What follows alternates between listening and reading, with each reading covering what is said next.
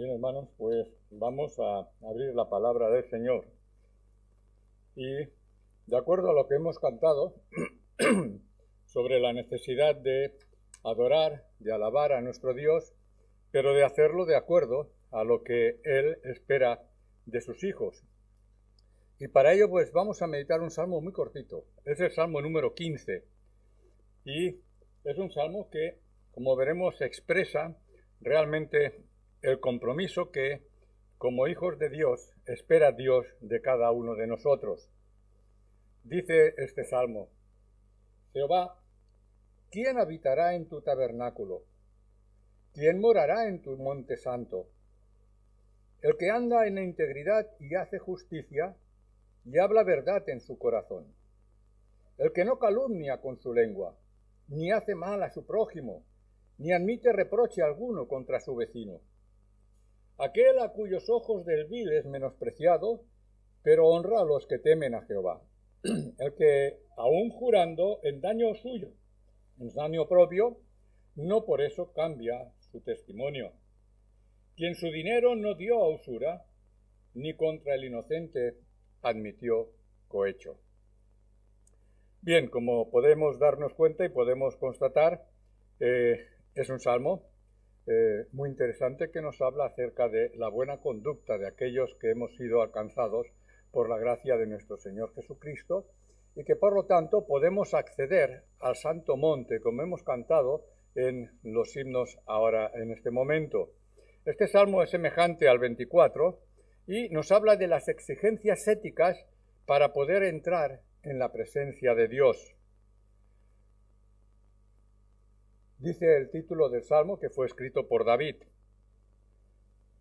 Hay dos ocasiones en las cuales se supone que dio pie a que él escribiera este salmo. Una pudo ser cuando él trasladó el arca hasta Jerusalén y entonces él expresó el propósito de Dios para aquellos que somos sus hijos. Como veremos después, yo me inclino a pensar también en otra situación que le tocó vivir a David, cuando él tuvo que exiliarse. Parece que esa palabra es algo moderna. Pues no, ya en los tiempos del Antiguo Testamento, David tuvo que salir huyendo de Saúl y con sus 600 hombres pues estuvo viviendo en tierra filistea durante mucho tiempo. Así es que, sea de una forma o de otra, David quiere expresar el compromiso que contraemos aquellos que hemos depositado nuestra fe en nuestro Señor Jesucristo. Así es que la respuesta inicial a la pregunta podemos dividirla en 10 condiciones éticas que iremos desgranando. Seguramente están inspiradas en el Decálogo, en los 10 mandamientos, aunque no hay una correspondencia lógica y natural de los 10 mandamientos, pero sí que expresa este salmo la misma ética que Dios expresó en los 10 mandamientos. La gran pregunta del salmo investiga, quiere saber sobre las personas que son capaces, que están capacitadas para presentarse y vivir en la misma presencia de Dios. Una de las canciones que decían nuestros hermanos era una que a mí me encanta y es una canción que habla nada como la presencia de Dios. Es un himno que nos trae gratos recuerdos en la campaña que tuvimos en Barcelona y que cantó el coro. Y efectivamente, no hay nada como vivir en la misma presencia de Dios. Y realmente no hay nada como eso, pero el salmista, o sea, David, no está expresando una realidad física porque sabemos que Dios está en su trono y nosotros estamos en este mundo. Pero quiere identificar los principios morales que hacen posible esa realidad. David le preocupa los valores éticos con los cuales gobernamos nuestra vida. ¿Cómo es nuestra conducta diaria? Y David aquí está reflexionando acerca de eso. Estaba también reflexionando sobre las actitudes propias. ¿Con qué actitud voy yo por el mundo? Bueno, vemos que son valores y aspectos básicos que deben de gobernar la vida de aquellos que decimos que somos hijos de Dios. Todo esto es lo que gobierna pues el comportamiento que requiere nuestras vidas. La preocupación de David es muy importante, pues es una forma de poner de manifiesto las condiciones necesarias para poder participar en el culto a nuestro Dios y hacerlo de una forma digna y de una forma adecuada. Venimos a la casa del Señor y nos presentamos delante del Señor. Y David está expresando las necesidades que requiere nuestra vida para poder llegar como Dios quiere, como cantamos, y reconociendo que Dios es santo, santo, santo. Y porque Él es santo, Él espera que nosotros también actuemos y vivamos de esa misma forma. Así es que, de acuerdo a la Reina Valera que tenemos en nuestras Biblias, la pregunta fundamental de este salmo es: ¿quién habitará o morará en el tabernáculo divino o en su santo monte?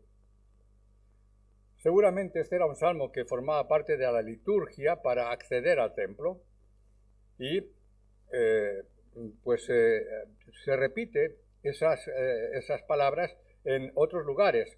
Por ejemplo, el Salmo 24, los versículos del 3 al 6, dice: ¿quién puede subir al monte del Señor? ¿Quién puede permanecer en su santo templo?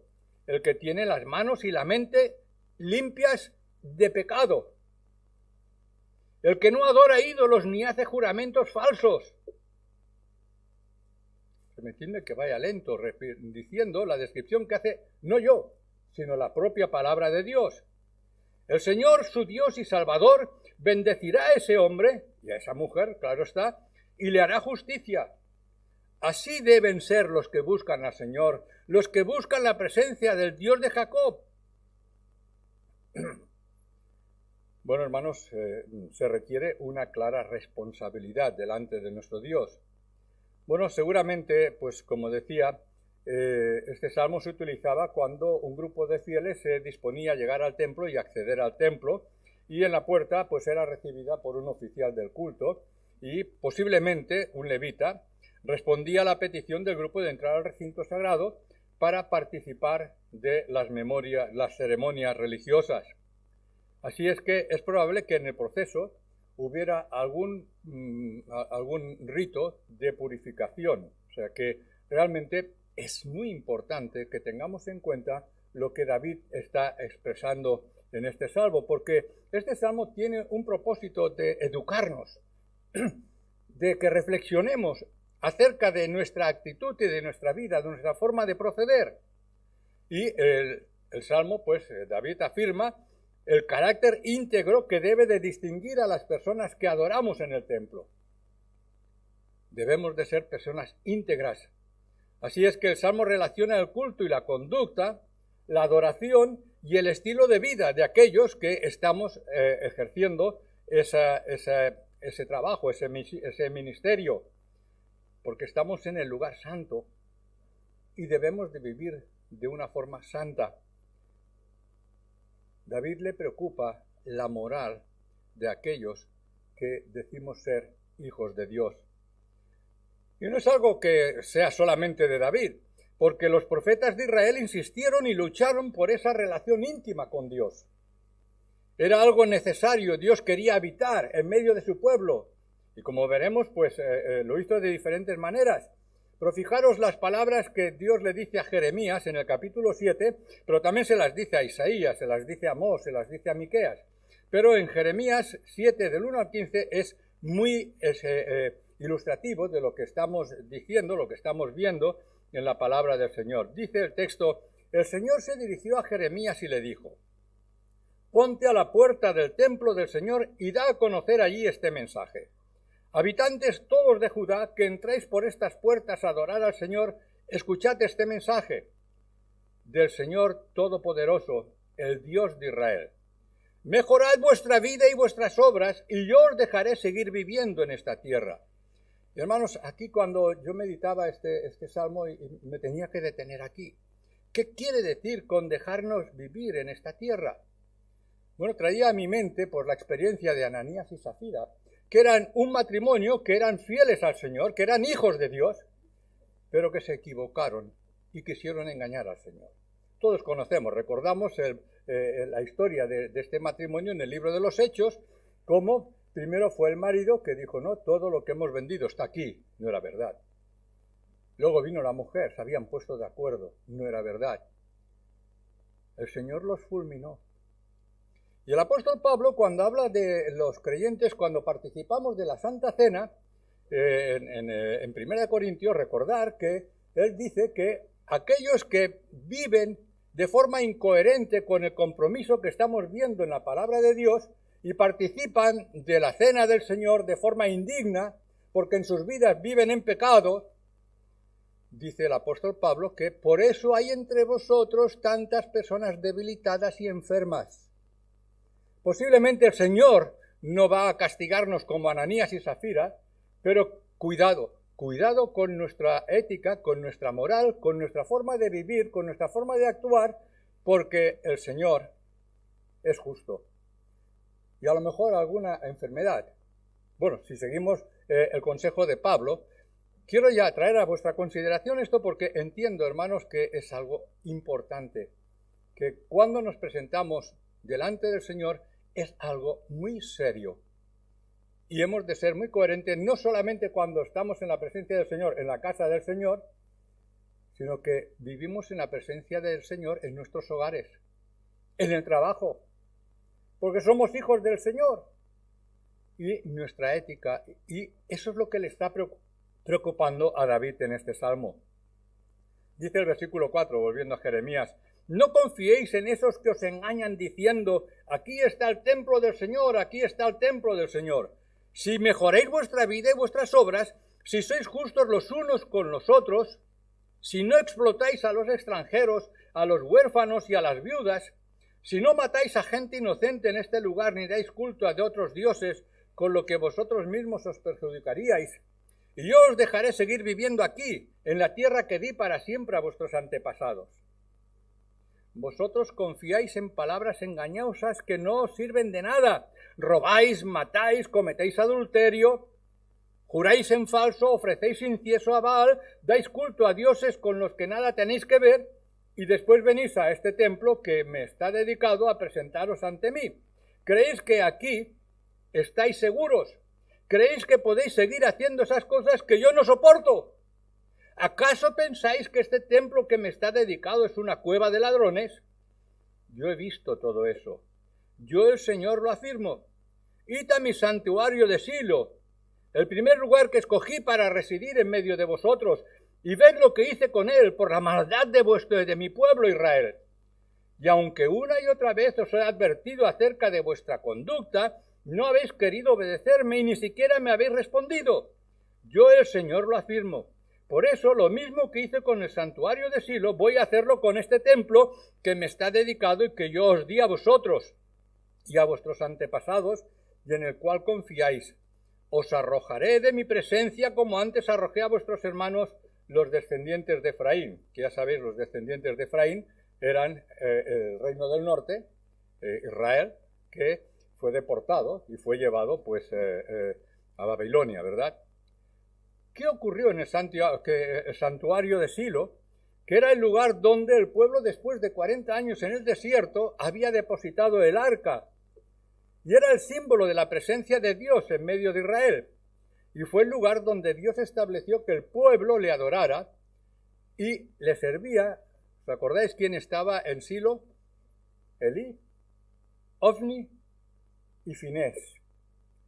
Ellos eran los responsables de enseñar al pueblo. Hermanos, ellos tenían que guiar al pueblo. Nosotros tenemos que guiar a aquellos con los cuales convivimos. ¿Y qué hacían Ofni y Finés? ¿Os acordáis? ¿Qué hacían? Decídmelo. Cuando venían las mujeres allí a adorar, se las beneficiaban. Se dice así, ¿no? Ahora vivían en pecado, en adulterio. ¿Pero qué es esto? Dios los está denunciando. ¿Por qué el pueblo ignoraba lo dicho por Dios a través de Moisés? Bueno, hermanos, por dos razones. En primer lugar, porque los líderes y los sacerdotes, Elí, Ofni y Finés no estaban por la labor de instruir y ser ejemplo para el pueblo. No cumplían la sagrada tarea de enseñar la palabra de Dios al pueblo, sino que la menospreciaban con su conducta. De modo que este era un factor importantísimo que Dios no podía soportar, y por eso en Jeremías les está diciendo y recordando lo que tuvo que hacer con Silo. Pero lo peor, además, es en segundo lugar, ¿qué estaba ocurriendo para que las cosas fueran así? Bueno, pues el pueblo estaba actuando de una forma que al Señor no le agradaba. El pueblo no buscaba la verdad. Se había acomodado, se conformaba lamentablemente y de forma peligrosa con la situación que estaban viviendo y preferían vivir con la ignorancia antes que investigar la verdad al precio que fuese. Nos acomodamos muchas veces a lo que ocurre. Así casi todos quedaron engañados y llegaron a creer las cosas más absurdas acerca del arca. Y hoy miramos con asombro y pena aquella situación que estaba viviendo el pueblo de Israel. Pero, hermanos, la historia se repite una y otra vez. Lo que aconteció entonces era previsible, tal como había sido anunciado por Samuel cuando era todavía un niño y estaba sirviendo, que su madre la había llevado allí. ¿Os acordáis? Ana había llevado al pequeño a Silo. Bueno, pues las consecuencias de esto fue que Israel fue tremendamente derrotado y murieron 30.000 israelitas, 30.000 judíos murieron. Y el arca además fue capturada. Fijaros, la tenían allí, que era el símbolo de la presencia de Dios, y los filisteos se llevaron el arca. Luego tuvieron las consecuencias también los filisteos, como bien sabemos. Los filisteos tuvieron el arca allí, la tuvieron en menosprecio, creían que era, y ya sabéis, los forúnculos y todos aquellos problemas que tuvieron que sufrir y vivir. De modo que tuvieron que sacársela de medio. Pero hermanos, lo importante es que el santuario de Silo, como hemos leído en Jeremías, fue eliminado. Nunca más se levantó en ese lugar y quedó como un recuerdo trágico de algo que había ocurrido. Era una lección para el pueblo de Israel. Era una lección que debían de aprender y que no debían de olvidar. Hermanos, es que la lección era que la bendición de Dios no está asegurada por la simple posesión de un santuario, un sistema religioso organizado, un templo o un arca. Hermanos, esto nos llama de una forma directa a cada uno de nosotros a una responsabilidad y un compromiso con nuestro Dios. No basta con tener una iglesia preciosa, no basta con tener un templo extraordinario y ya eso es garantía de nada. El templo donde mora Dios es nuestro corazón. El Espíritu Santo entra en nosotros. ¿Qué estamos haciendo con el templo de nuestro Dios? Todas las promesas de Dios están condicionadas a la obediencia, tanto del pueblo como de los líderes. De modo que vemos una clara responsabilidad marcada por David. Así es que podemos recordar la derrota de Israel frente a los filisteos, que se llevaron el arca, como decíamos hace un momento, y como decíamos también, ellos pagaron las consecuencias de su propio error con aquellos forúnculos. Habían también otras lecciones importantísimas que se debían tomar en cuenta frente a la vista, viendo y recordando las ruinas de Silo. Nunca más debían descuidar la instrucción religiosa. Debían de cuidar su vida espiritual y el conocimiento de lo que era la palabra de Dios. Es cierto que era el deber primordial de los sacerdotes enseñar la palabra de Dios, instruir a la congregación, pero el pueblo no debía conformarse con los que les enseñaban, ¿verdad?, sino que debía buscar la verdad por sí mismos. De lo contrario, cuando los sacerdotes se corrompían, pues venían todas las consecuencias, porque el pueblo volvía a caer en la ignorancia y en la creencia de falsedades, cosas que destruían realmente su fe. De modo que cada israelita no debía olvidar que Dios debía habitar en el corazón de cada uno de ellos, exactamente igual que nosotros, y que debemos de oír su voz a través de su revelación y a través del Espíritu Santo que, como decíamos, mora en nosotros. De modo que cada familia En el caso de Israel, cada familia israelita debía constituirse en un centro educativo, religioso, un pequeño pero verdadero santuario, que nuestros hogares realmente manifiesten la presencia de Dios, porque independientemente de la situación espiritual del santuario, como vemos en Silo, pues estaba como estaba, y como actúen los sacerdotes, la responsabilidad de administrar nuestra vida espiritual no está mediatizada ni por el sacerdote, ni por el hermano, ni por el padre. Es personal, es intransferible. Eso es algo que debían de entender los hebreos, y de no hacerlo iban a tener consecuencias que estaban a la vista: la destrucción de Silo, la falta de presencia de Dios en medio de su pueblo. Hermanos, no olvidemos que cada uno de nosotros somos sacerdotes, somos real sacerdocio, gente santa. Son palabras del apóstol Pedro en su epístola, y tenemos una clara responsabilidad delante de Dios. ¿Quién está capacitado para entrar en el templo de Dios? Dice el versículo 1, ¿verdad? ¿Quién habitará en tu tabernáculo? ¿Quién morará en tu monte santo? Bueno, la idea central del Salmo es que es imprescindible la confianza ilimitada en nuestro Dios.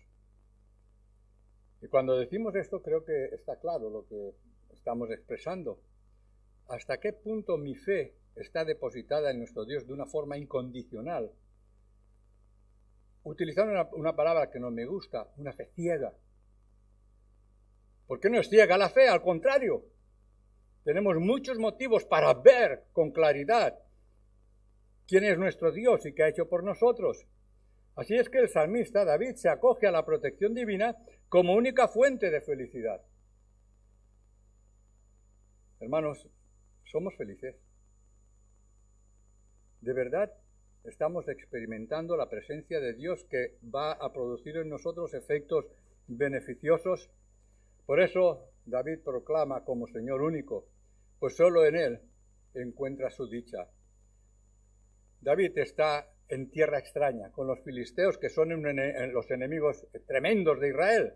Y como hemos visto, yo os invito que leáis los últimos capítulos de Primera de Samuel para conocer el contexto en el cual seguramente yo me inclino a pensar en que estaba viviendo David, y por eso escribe este salmo.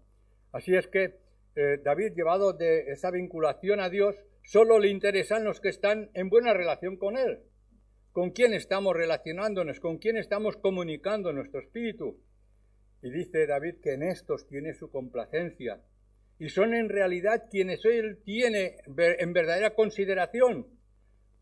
No piensa en los príncipes y todos aquellos que estaban con privilegios, no. Piensa en algunos, en las personas que depositaban su fe y viven de acuerdo a la voluntad de Dios. El tabernáculo y el monte santo del cual está hablando en este primer versículo, simbolizan la presencia protectora y la comunión con Dios. El salmo sin duda fue usado por los hebreos en sus peregrinaciones. Ya sabéis que hay los salmos graduales, que tantas veces, y son tan hermosos, que cada vez que tenían que subir a Jerusalén para adorar al Señor, iban haciendo estaciones por el camino y recitando cada salmo, que son del 120 y pico, los salmos graduales. Bueno, pues este salmo también era un salmo que utilizaban.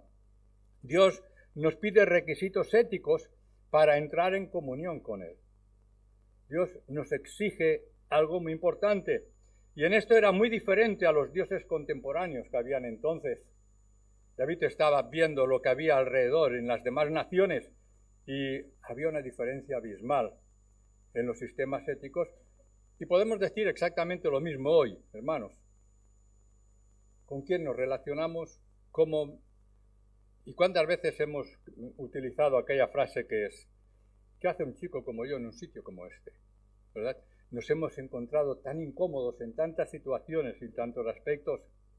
Bueno, pues yo pienso que David estaba entre los filisteos y siente la necesidad, cuando está viendo la religión que tenían los filisteos y toda la serie de adoraciones a esos dioses paganos, pues siente la necesidad de expresar y apuntalar muy bien cuál es su sentimiento respecto del Dios de Yahvé, o sea, de su Dios verdadero.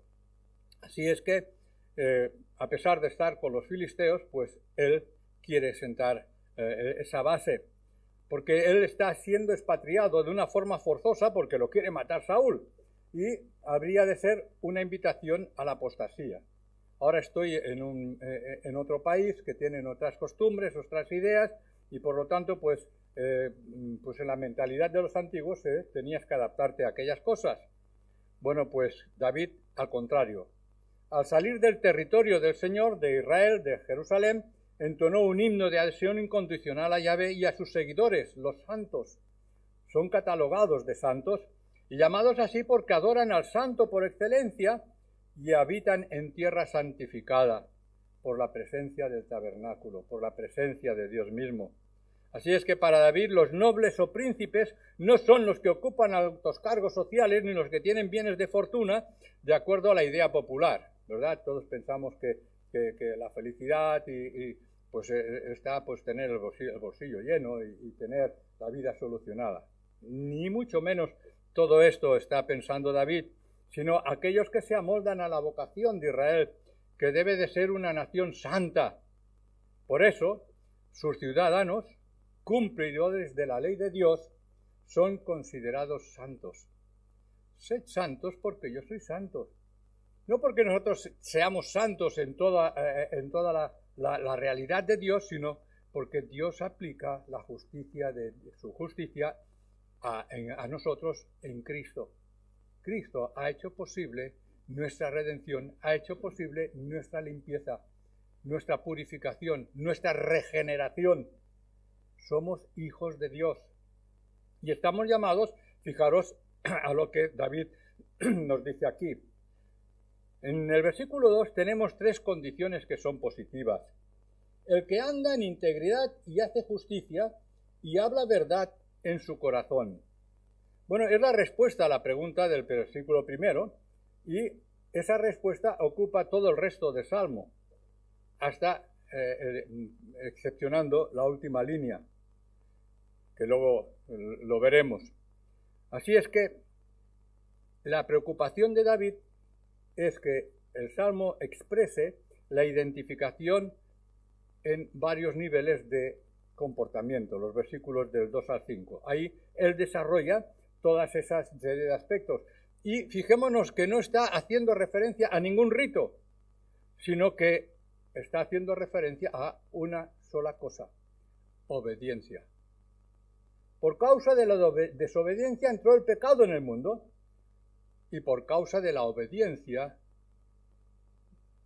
de Cristo Jesús y de nuestra vida, porque hemos de vivir la vida de Cristo. No se trata de ritos, sino que se trata de verdad poner nuestro corazón en las manos de Dios. Así es que, en primer lugar, se nos presentan algunos principios éticos generales en este versículo 2. Y después, en los versículos del 3 al 5, pues son los que propician la entrada al templo. Así es que el Salmo describe afirmaciones positivas. Fijaros, versículo 2 y la primera parte del versículo 4. El que anda en integridad y hace justicia y habla verdad en su corazón. Aquel a cuyos ojos el vil es menospreciado. Bueno, pues vemos en los versículos 3, la segunda parte del 4 y la primera del 5, los requisitos para la participación efectiva en el culto del Señor.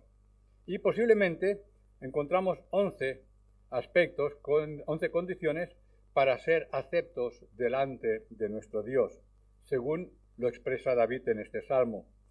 Bueno, pues vemos la primera parte del versículo 2, ser una persona íntegra y sincera. Es decir, la persona que vive según los principios de la honradez. Ser honrados. Identifica una cualidad genérica que es una manera adecuada de introducir el resto de características necesarias y los comportamientos adecuados que se identifican a continuación, que veremos en los versículos siguientes. Dice en Proverbios 28, 18, el hombre honrado será puesto a salvo, pero el perverso caerá en la desgracia. Bien, pues este es el primer condicionante, la honradez. El segundo es hacer justicia. Es la consecuencia de esa honradez. Cómo obramos, cómo nos comportamos, cómo nos relacionamos con otras personas. Porque la ética bíblica no es relativa. Se basa en normas éticas de verdad y de justicia. Y hermanos, desarrollar todos estos pensamientos, todas estas ideas nos llevaría mucho tiempo, pero es que el texto nos está diciendo que el que hace justicia da lo correcto, ayuda a los necesitados y no usa a otros para su propio interés. No usa a otras personas para satisfacer sus egos, porque todos tenemos nuestras valoraciones, ¿verdad? Y todos tenemos nuestra sensibilidad. Y si podemos pisar, pisamos. Si podemos alcanzar. Bueno, pues esa persona que describe aquí David no actúa de esta forma. Y hermanos, todos tomamos decisiones que afectan a los demás. Y no somos muchas veces conscientes de ello. Y lo que nos está diciendo David, que aquellas decisiones que tomamos ayudan a la justicia o destruyen la justicia. Y decimos, bueno, pero son los jueces. No, el Hijo de Dios también está dentro de ese baremo. Los hombres y las mujeres que practican la justicia. Y alude también a un principio ético general. Por la palabra justicia, sedek, en hebreo, abarca la totalidad de las relaciones humanas e interpersonales. Hermanos, ¿cómo me relaciono con mis semejantes? Es posible que nos hayan dicho amigos nuestros, ¿cuánto me gustaría tener? Pero realmente somos vehículos de la gracia y la justicia de Dios, como lo presenta aquí David. Dice además el texto que en la segunda parte del versículo 2, y habla verdad en su corazón. Bueno, pues es que la vida interior también debe de ser sana, debe ser sincera, debe de ser honesta. Hermanos, es importante lo que decimos muchas veces, ¿somos transparentes?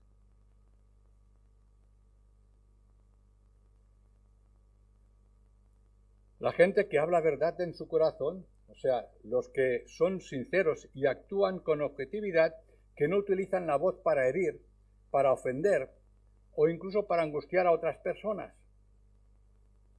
¿Cómo utilizamos? Porque la Biblia nos habla de que Santiago está muy preocupado por cómo utilizamos la lengua. Podéis leer la epístola a Santiago y Santiago dice que la lengua es como un timón que puede mover un gran transatlántico y que puede realmente destruir. Bueno, ¿cómo hablamos? ¿Decimos la verdad? ¿Cómo se nos identifica cuando actuamos y hacemos las cosas de forma correcta? Y cuando tomamos decisiones que se fundamentan en principios adecuados, que han sido valorados y que forman parte de nuestra vida, de nuestra forma de proceder. Hermanos, la hipocresía es un mal endémico que hace a algunas personas puedan tener dos caras. Piensan una cosa y hacen o dicen otra. Nuestro Señor Jesucristo decía de los fariseos, haced lo que dicen, pero no hagáis lo que hacen. ¿Verdad? Son personas que no son de fiar, pues para justificarse son capaces de mentir. Para salirse con la suya, son capaces de decir cosas que no son ciertas, o decir medias verdades, que en definitiva son mentiras, y que en el peor de los casos acaban por creérselas. El versículo 3 nos da tres condiciones negativas. Y la primera es que aquel que vive en la presencia de Dios es una persona que no calumnia, que no tropieza con su lengua. Hablábamos hace un momento de la lengua. Dice en el Salmo 39:1, yo había prometido cuidar mi conducta y no pecar con mi lengua y poner freno a mis labios mientras hubiera malvados delante de mí. y me hacía el mudo, no decía nada, ni siquiera hablaba de lo bueno, pero mi dolor iba en aumento.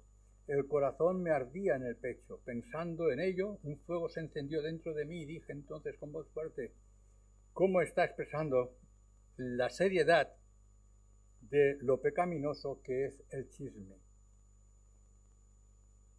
Y hermanos, es curioso porque hay programas de televisión dedicados a chismes continuamente, ¿verdad? Y además tienen un éxito tremendo. Bueno, pues realmente la Biblia está en contra de que, no estoy hablando de la televisión, estoy hablando de aquellas personas que nos gusta hablar de otros. Los individuos que usan la lengua para calumniar, para difamar, para maldecir. Bueno, es algo que todos conocemos. Identifica a quienes, fundamentados en la mentira o su propio interés, hieren a otras personas con sus expresiones mentirosas, los chismes y malas palabras. Es curioso que en los países ocurre lo mismo. ¿Cómo le llaman a los chismes y mentiras del gobierno? Las cloacas, ¿verdad? Las cloacas del gobierno. Bueno, es un sistema, es una forma que no cabe en aquellos que vivimos de acuerdo a la voluntad de Dios. Tenemos que tener mucho cuidado cómo estamos utilizando nuestra lengua. Dice el versículo 3, la segunda parte, ni hace mal. Bueno, pues mucho del decálogo de los 10 mandamientos tiene que ver con esto. Un pecado contra un ser humano es un pecado contra Dios. Bueno, pues identifica un principio ético general y siempre presente que incentiva y fomenta las características y los comportamientos previos y posteriores, o sea, cómo actuamos en cualquier momento. Jesucristo fue más lejos en todo esto y nos dijo que amarás a tus enemigos. Y hermanos, eso nos lleva realmente a ponernos un espejo y decir: Señor, ayúdame, necesito la ayuda de nuestro buen Dios. Pero hemos de tener claro lo que dice aquí David.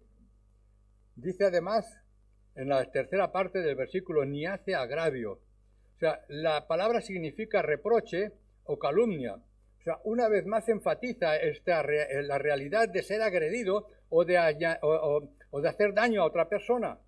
Los hombres y las mujeres que no admiten reproches o críticas contra otros, o lo que se ha dado en decir muchas veces, decimos, no, es que me han hecho un traje nuevo, que no me viene a medida, que no está bien, pero hacer trajes es muy propio de las personas.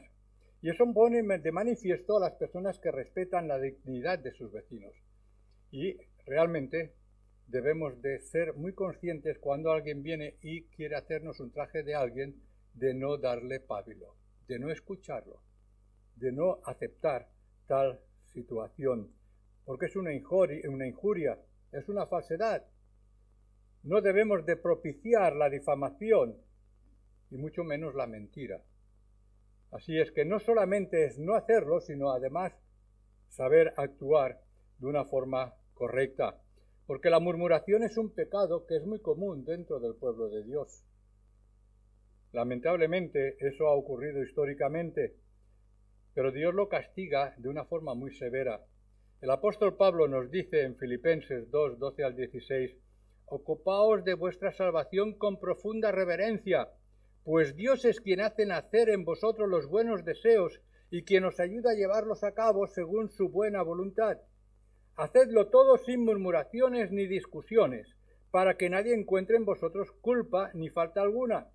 Sed hijos de Dios sin mancha en medio de esta gente mala y perversa.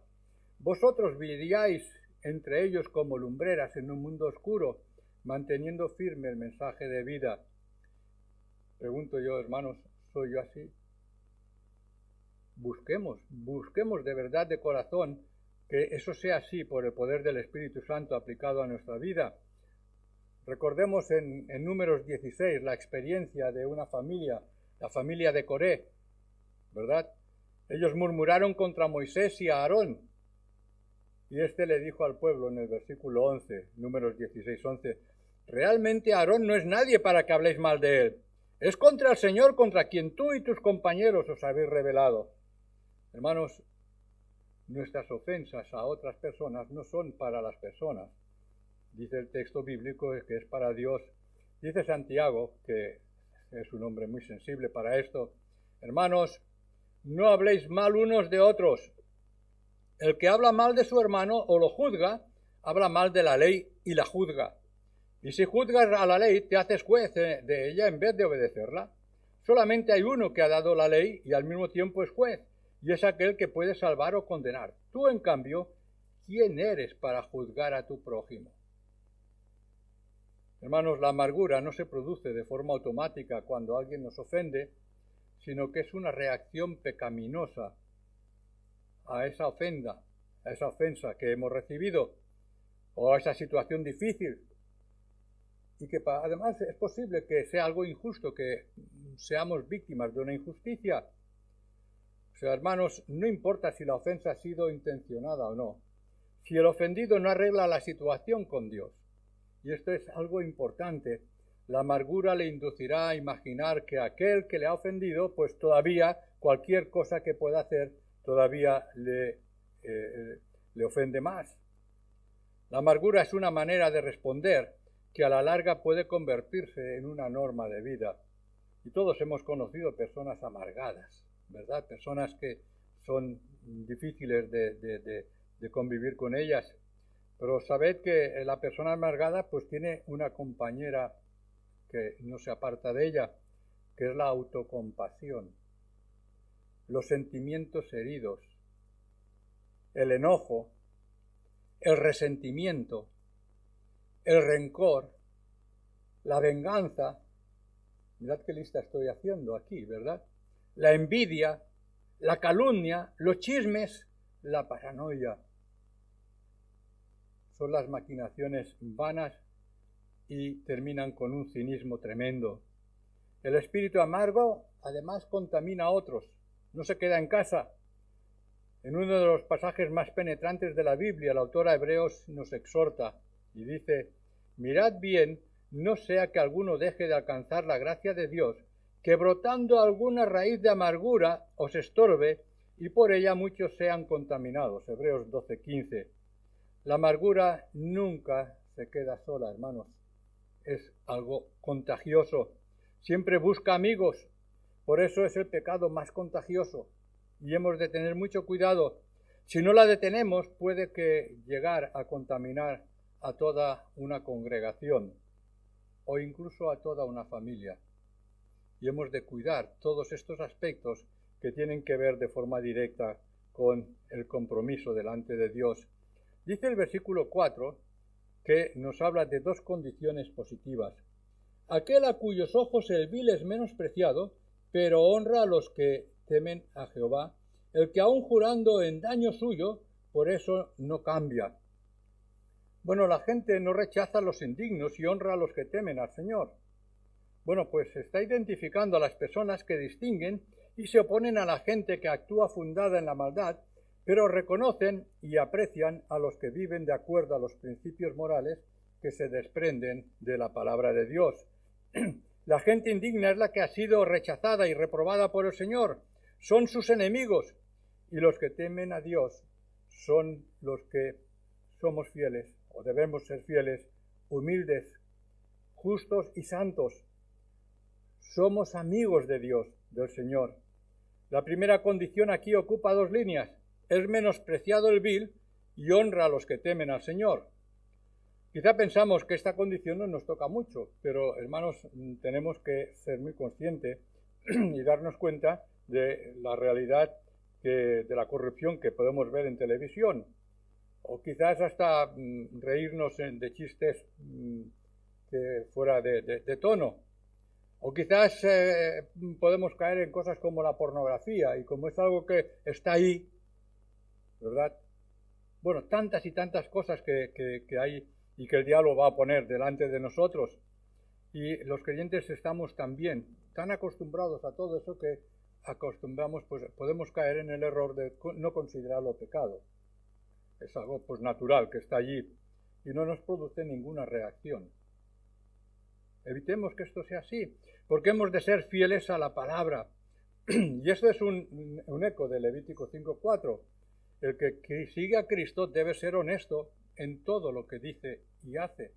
Si alguien pronuncia a la ligera, dice Levítico 5:4, si alguien pronuncia a la ligera un juramento de hacer algo bueno o malo, de esa clase de juramentos que se hacen sin pensar, pero no se da cuenta en ese mismo momento, si después se da cuenta, será culpable de cualquiera de estas cosas. De modo que miramos bien nuestras palabras, miramos bien nuestras conversaciones. Además dice la segunda parte del versículo 4, que los hombres y las mujeres que reconocen la seriedad del juramento y no cambian sus versiones, aunque el decir la verdad les perjudica, ¿verdad? Aquí hay realmente implícito toda una serie de aspectos muy importantes que no podemos pasar por alto. Son las personas que son honestas, que reconocen el valor intrínseco de la verdad. La expresión identifica a la gente íntegra y sin tacha, cuyos principios morales no se doblegan ante su conveniencia. Hermanos, a veces podemos, no hace mucho hacían una película en televisión de una persona que formaba parte, no sé si la visteis, formaba parte de un juicio en Estados Unidos de los, ¿cómo se llaman? Los que están al lado del juez y que son los que dictan. ¿Cómo creo que son? ¿Cómo has dicho? Perdón. El jurado, exacto, perdón, gracias. Pues, el jurado, ¿verdad? Esa persona estaba siendo presionada por uno para que dijera lo que no convenía. Y bueno, toda la película entonces iba funcionando de esta forma y acaba todo de una forma muy terrible. De modo que, hermanos, la verdad está por encima de todas las cosas. Así es que debemos de ser íntegros y sin tacha, y nuestros principios morales no deben doblegarse porque no nos conviene a nosotros o de ninguna manera. Y además en el versículo 5 tenemos otro aspecto, que son las personas que no prestan dinero con usura. Quien su dinero no dio a usura, ni contra el inocente admitió cohecho. Hermanos, personas que prestan dinero. Y además, meditando esta expresión, me he encontrado con cosas muy interesantes. El salmista describe a la gente que afirma y vive de acuerdo con las normas éticas que tienen que ver con la administración del dinero. Y es algo que la ley de Dios también lo dice.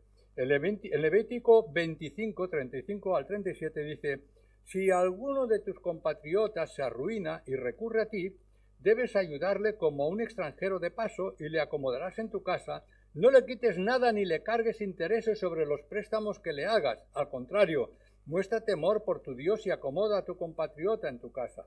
No cargues intereses al dinero que le prestes, ni aumentes el precio de los alimentos que le des. Yo soy el Señor vuestro Dios, que os saqué de Egipto para daros la tierra de Canaán y para ser vuestro Dios. Así es que vemos que lo contrario a la usura es prestar de forma generosa, que es una virtud recomendada y reiterada en la Escritura. Tenemos en el Salmo en Deuteronomio 15:1, esto es lo sorprendente, que eso no lo hace los bancos. Cada 7 años perdonarás los que otros te deban. Bueno, vemos una ética, vemos unos principios que nos muestra la palabra del Señor de una forma realmente extraordinaria, y que este mundo está muy lejos de todo eso, porque la usura y los intereses en principio no es malo, pues fue permitida a los extranjeros. O sea, a un hermano, a otro hebreo no podía cobrar intereses, pero a un extranjero, dice Deuteronomio 23:20, al extranjero podréis exigirle que os pague interés sobre un préstamo, pero no debéis hacerlo a un compatriota. Así el Señor vuestro Dios os bendecirá en todo lo que hagáis en el país que vais a ocupar. Así es que fue prohibida la usura a los hebreos porque el que necesitaba préstamo estaba en una situación difícil. Entonces cobrar una usura sería aprovecharse de una situación complicada de un hermano. O sea que realmente en Deuteronomio 23, 19 y 20, no exigiréis a un compatriota que os pague interés por el préstamo que le hayáis hecho, sea de dinero, de comestibles o de cualquiera de las cosas que se prestan, cobrando interés. Al extranjero podréis exigirle. De modo que realmente son principios éticos y morales que debemos de asumir. Evidentemente que la sociedad ha cambiado mucho, ¿no? Podemos comprar un piso y pagarlo en 40 años. No sé bueno, estas cosas son distintas, pero evidentemente como moviendo nuestra voluntad y ajustando la realidad de nuestra convivencia con nuestros hermanos, debemos de tener muy presente esto que dice la palabra del Señor. Porque los individuos que no aceptan soborno contra la gente inocente, y este es otro de los factores que dice el versículo 5, la segunda parte, no contra el inocente admitió cohecho, porque es posible que recibamos un soborno y tenemos que tenerlo muy presente porque vivimos en una sociedad que es muy corrupta. Y está hablando para creyentes que no nos debemos corromper y actuamos según la ley. Mirad, Éxodo 23:8 dice, no aceptes soborno, porque el soborno vuelve ciegos a los hombres y hace que los inocentes pierdan el caso.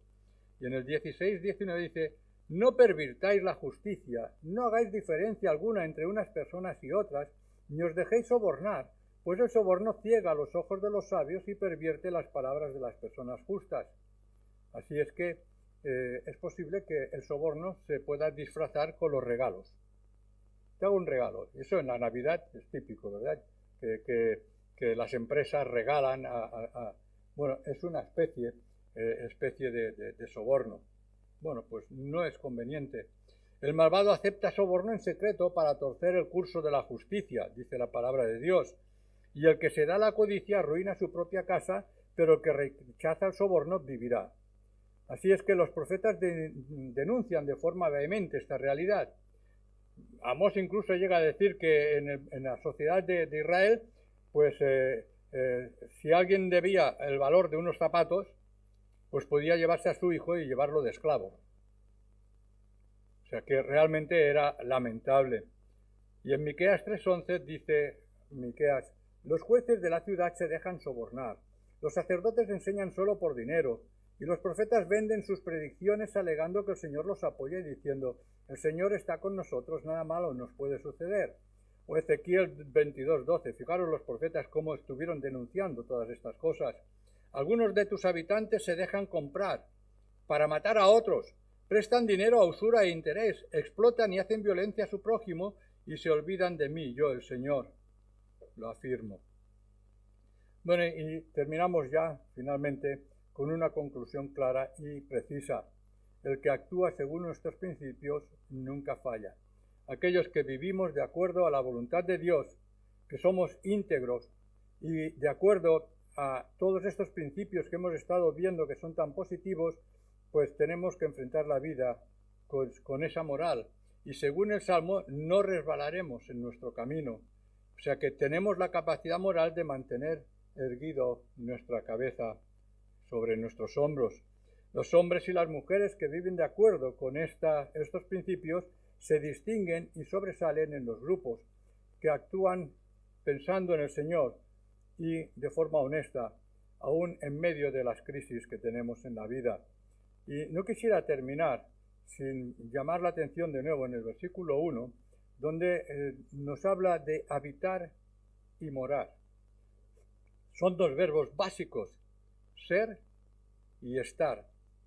Bueno, pues este es un aspecto importante, porque habitar transmite una idea de alguien que está de visita, que está de paso, pero morar implica vivir de una forma estable en un lugar. Así es que la gran pregunta básica del salmista no solo se refiere a las personas que llegan al templo a adorar, sino que transmite la idea de la visita permanente. O sea, está hablando de una vivienda estable. No es cuando venimos al templo, sino que, como decíamos antes, es cuando estamos también en casa.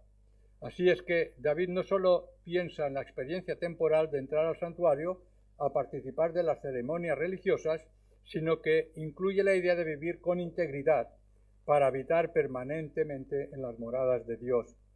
Y hermanos, esa es la expresión que utiliza el apóstol Pablo en Efesios 1:3, vivir en los lugares celestiales. En este mundo podemos vivir en los lugares celestiales con la presencia de Dios en nuestras vidas y en nuestros hogares, o no. Que el Señor nos ayude, hermanos, para que esta reflexión que nos ha traído David la podamos asimilar y ponerlo en práctica en nuestros corazones y en nuestra vida. Amén.